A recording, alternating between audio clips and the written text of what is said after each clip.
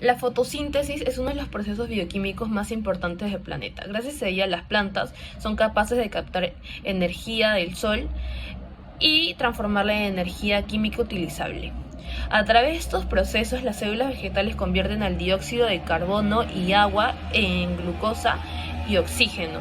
Esta glucosa no solo alimenta el metabolismo de la propia planta, sino que también sostiene el equilibrio atmosférico y proporciona la base energética de casi todos los ecosistemas. Parte de esa glucosa puede ser utilizada como fuente de energía, pero otra parte se almacena en forma de almidón. El almidón es un polisacárido insoluble formado por cadenas de glucosa que se acumula en el cloroplasto y en estructuras especializadas llamadas amiloplastos. Este almidón actúa como una reserva energética vital que la planta utiliza cuando no hay luz solar o en etapas clave del crecimiento. Y en objetivos tenemos comprender el papel de la fotosíntesis, analizar los procesos de síntesis de almidón, identificar las enzimas claves, explorar los mecanismos de regulación, comparar la fotosíntesis con la fosforilación oxidativa, relacionar la estructura y función del almidón y aplicar los conceptos bioquímicos aprendidos. Tenemos que el almidón viene a ser un carbohidrato que funciona como reserva de energía en la mayoría de los vegetales, la cual está compuesto por unidades de glucosa y la cual también por otra parte es almacenada en organelos llamados plastos que son abundantes en las células vegetales, lo cual está compuesto por dos polímeros muy importantes que vienen a ser tanto la amilosa y la amilopectina. Y tiene diversas funciones, tanto como la estimulación y el efecto del crecimiento de las plantas, lo que es función energética, es decir, almacenamiento de energía, y por último, que es la regulación del metabolismo en sí.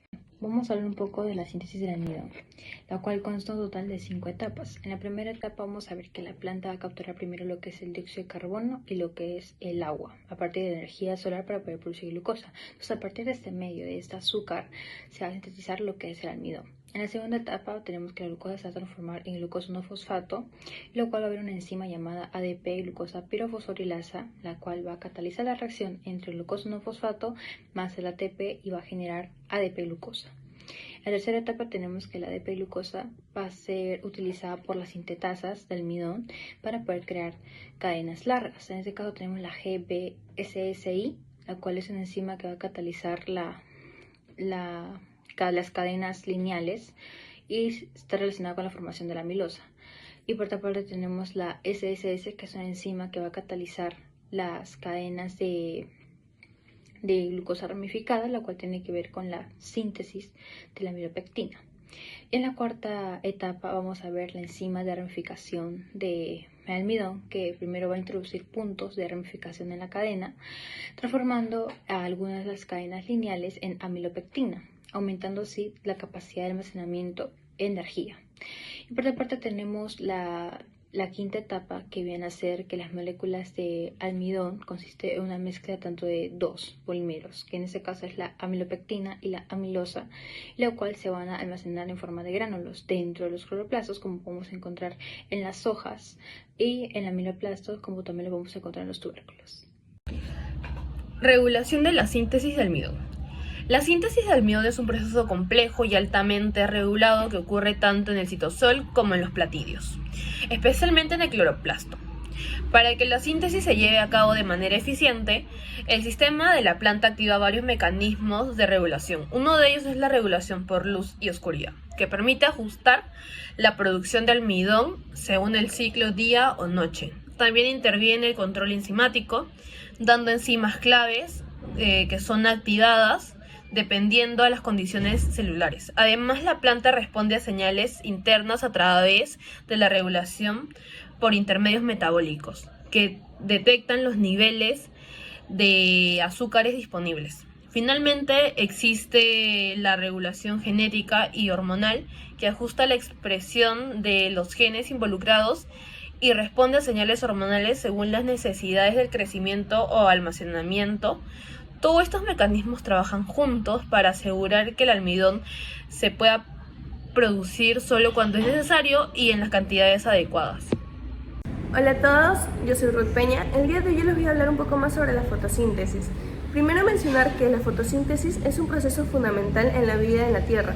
Continuando a ello, la fotosíntesis es un proceso bioquímico en el cual plantas, algas y también bacterias convierten la energía solar en energía química, utilizando la luz solar, el agua y el dióxido de carbono para poder producir así la glucosa y por ende poder liberar el oxígeno. Bueno, continuando a ello, ¿qué organela la realiza? Bueno, la organela encargada en realizar este proceso es el cloroplasto. Este está presente en las células vegetales. Dentro de los cloroplastos se encuentra un pigmento llamado clorofila. Este es el encargado de captar la luz del sol. La clorofila tiene una coloración verde como característica, que también le da el color a las hojas. Los cloroplastos están formados por una doble membrana y en su interior tiene una estructura llamada tilacoides, donde se lleva a cabo la fase luminosa de la fotosíntesis, y el estroma, donde se ocurre la fase oscura o también llamada el ciclo de Calvin. En este punto es importante mencionar la relación entre dos organelas clave, el cloroplasto y la mitocondria. Podemos decir que ambos trabajan en conjunto para mantener la vida de la célula. Por su parte, el cloroplasto es el encargado de captar la energía del sol y transformarla en moléculas orgánicas como la glucosa.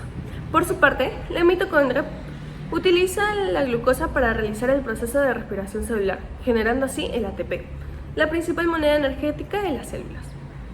Para ser más precisa, el cloroplasto ayuda a capturar la energía, mientras que la mitocondria la libera para que la célula pueda utilizarla. Bueno, la fotosíntesis cumple con funciones esenciales en los seres vivos y el equilibrio ecológico del planeta. En este caso yo les voy a mencionar tres. Una de ellas es la captación de energía solar. La clorofila absorbe la luz solar, especialmente las longitudes de onda azul y roja, que es utilizada para excitar electrones y comenzar las reacciones químicas. En el segundo, la producción de carbohidratos. La energía capturada se utiliza para fijar el dióxido de carbono atmosférico en moléculas de glucosa, que sirven como fuente de energía almacenada y materia prima para otros compuestos. En la tercera, la liberación de oxígeno. Como subproducto de la división del agua, se libera oxígeno al ambiente, lo cual es vital para los organismos aeróbicos, incluyéndonos a nosotros. En la fase luminosa dependiente de la luz, ocurren las membranas de los tilacoides dentro del cloroplasto y requiere directamente de luz solar. Cuando la luz incide sobre la clorofila, los electrones se excitan y pasan a una cadena de transporte de electrones. Esto provoca la fotólisis del agua, la generación de ATP mediante fosforilación, la formación de NADH, una molécula que es transportadora de electrones de alta energía. Ambas moléculas, el ATP y el NADH, son esenciales para la siguiente etapa de este proceso. Continuando con la siguiente fase, la fase oscura, o también conocida como ciclo de Calvin, este sí es independiente de la luz. Ocurre en el estroma del cloroplasto y no necesita luz directa, aunque sí depende de algunos productos de la fase luminosa. Aquí, el dióxido de carbono es fijado por una enzima llamada rubisco y a través de varias reacciones se transforma en glucosa. Este ciclo utiliza el ATP como fuente de energía y el NADH como donador de electrones, ambos generados en la fase luminosa. Al finalizar esto, se produce glucosa que será utilizada por la planta para poder crecer, almacenar energía o formar otros compuestos como el almidón o celulosa.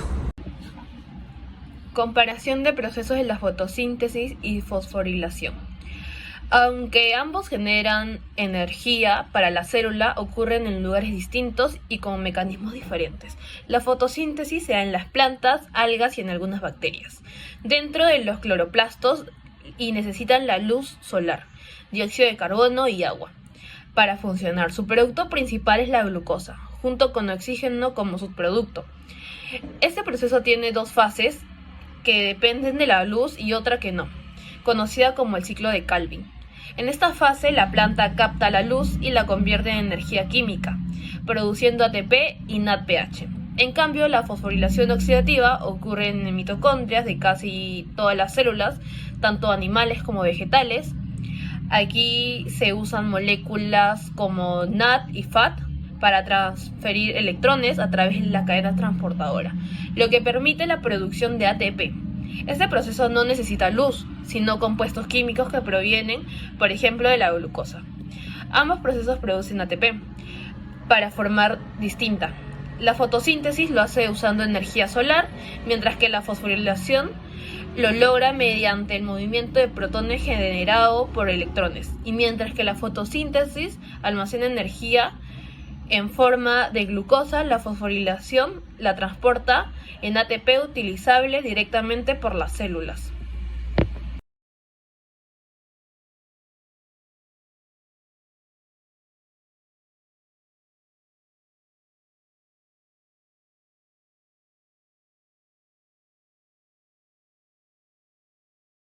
Ahora resolvemos el caso.